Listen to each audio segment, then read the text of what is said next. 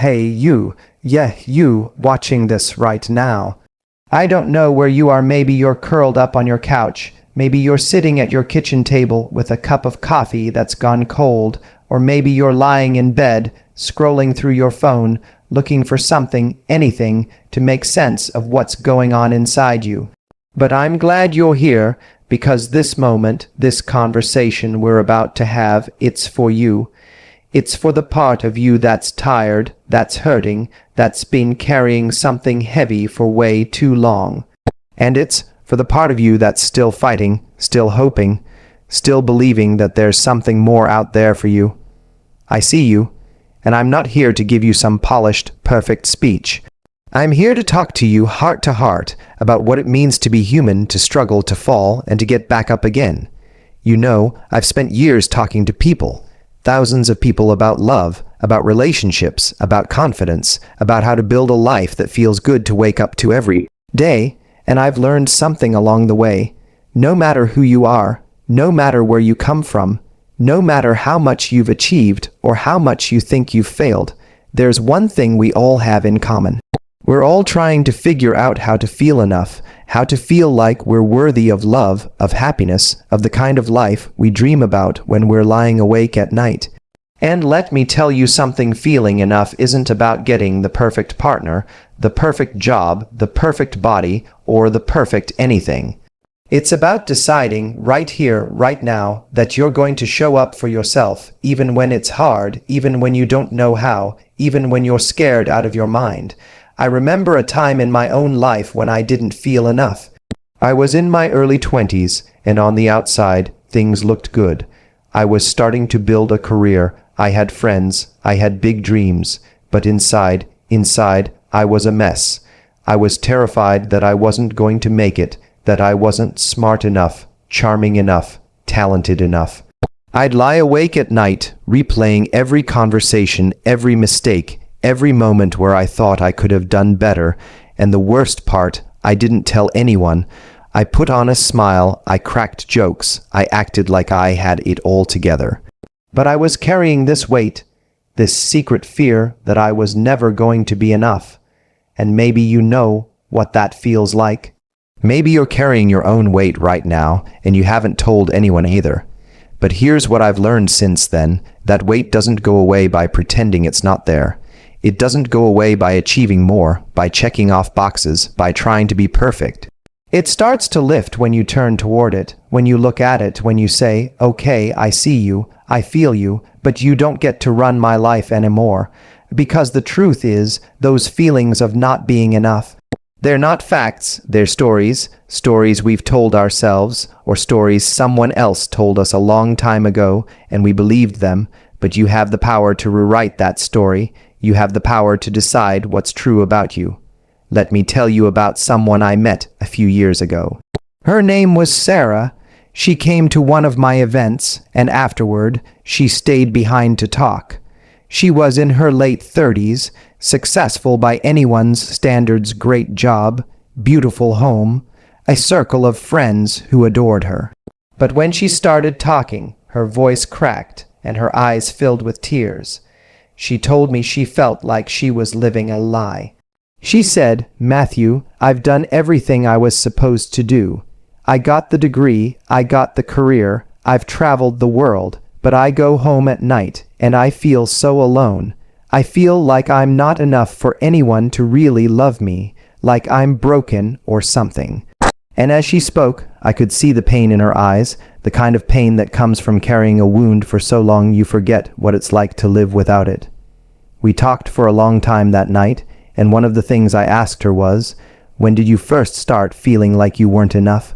She thought about it for a moment, and then she told me a story about her childhood, about how her parents were always fighting, and how she used to hide in her room, listening to them yell, feeling like it was her fault. Like if she was better, smarter, prettier, they wouldn't be so unhappy.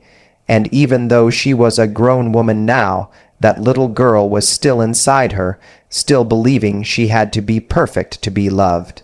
Still believing she wasn't enough. I'm telling you this because I want you to think about your own story. When did you first start feeling like you had to prove yourself? like you had to earn your place in the world. Was it something someone said to you? Was it a moment when you felt rejected or overlooked or like you didn't measure up? Because those moments, they stick with us, they shape us, but they don't have to define us. You are not the things that happened to you. You are not the words someone spoke over you. You are not the mistakes you've made or the opportunities you've missed. You are so much more than that. And here's the thing, you don't have to wait to feel worthy. You don't have to wait until you lose 10 pounds or get that promotion or find the love of your life. You can decide right now that you're going to start treating yourself like you matter, like your dreams matter, like your happiness matters, because it does, you matter, and not because of what you do or what you have or what anyone else thinks of you. You matter because you're here, because you're alive, because you have a heart that's beating and a soul that's longing and a life that's waiting for you to step into it. But I know it's not that simple. I know there are days when getting out of bed feels like climbing a mountain. I know there are nights when the loneliness creeps in and it feels like it's going to swallow you whole. I know there are moments when you look in the mirror and you don't like what you see, or you scroll through social media and everyone else's life looks so much better than yours. I know those moments because I've had them too, and I know how easy it is to let those moments define you, to let them convince you that you're not enough. But let me tell you something, those moments don't get the last word. You do. You get to decide how you're going to show up in your life. You get to decide whether you're going to let fear hold you back or whether you're going to take a deep breath and keep going anyway. And I'm not saying it's going to be easy. I'm not saying you're going to wake up tomorrow and suddenly feel like you've got it all figured out. But I am saying that every small step you take every time you choose to be kind to yourself, every time you say no to something that doesn't serve you, every time you dare to dream a little bigger, those steps add up. They build a life, they build a you that you can be proud of. Let me share another story with you. This one's about a guy named James. James was in his 50s when I met him, and he'd been through a lot. A divorce, a career that didn't turn out the way he'd hoped, a battle with depression that nearly took him out. He came to one of my retreats, and on the first day, he was quiet, almost invisible. He sat in the back, didn't say much, just listened. But on the last day, he stood up during our group session, and he started talking. And what he said, I'll never forget. He said, "For years, I thought I was a failure. I thought I'd let everyone down, my ex-wife, my kids, myself. I thought I'd missed my chance at a good life. But being here, listening to all of you, I realized something. I'm still here. I'm still breathing. And that means I still have a chance. I don't know what's next, but for the first time in a long time, I want to find out." And as he spoke, his voice got stronger, his shoulders straightened, and you could see it, this spark, this fire, coming back to life inside him. He wasn't a failure, he was a fighter, and he was ready to fight for himself again. That's what I want for you. I want you to find that spark, that fire, that part of you that's still ready to fight for the life you want. Because it's not too late. It's never too late. You're not too old, too broken, too far gone. You're right here, right now, and that's enough. That's more than enough. So let me ask you something. What's holding you back? What's the story you're telling yourself that's keeping you stuck? Is it that you're not good enough, that you don't deserve to be happy, that you've messed up too many times? Whatever it is, I want you to challenge it. I want you to ask yourself, is this true? Is this really true?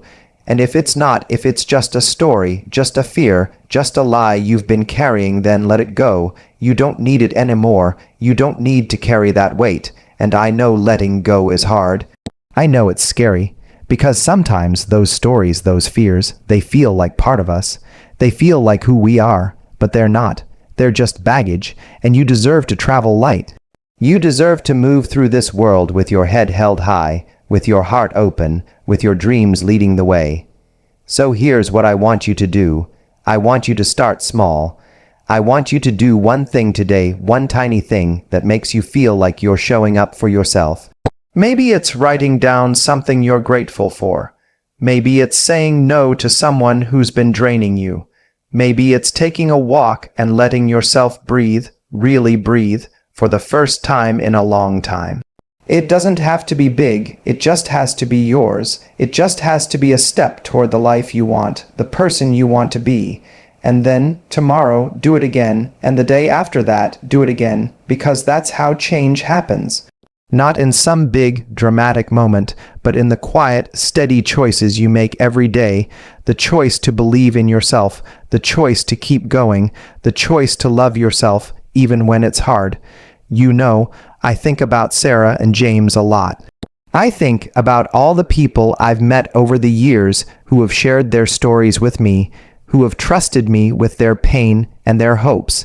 And what I've realized is that the strongest people aren't the ones who never fall. They're the ones who fall and get back up. They're the ones who keep showing up, even when it hurts, even when they're scared, even when they don't know how it's all going to turn out. And that's you.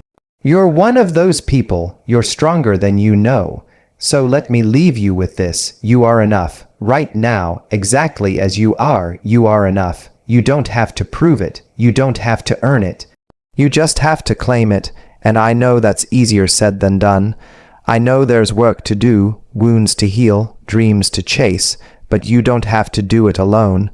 You have a world full of people who want to cheer you on, who want to see you shine. And you have me right here rooting for you, believing in you, reminding you that you are so much more than your fears. So take a deep breath, feel your heart beating, feel the ground beneath you, and know that this moment, this messy, beautiful, imperfect moment is yours. It's a chance to start again, to write a new story, to build a life that feels like home, and you're ready, you're so ready. Thank you for being here. Thank you for listening. Thank you for showing up, not just for this video, but for yourself. I see you, I believe in you, and I can't wait to see what you do next.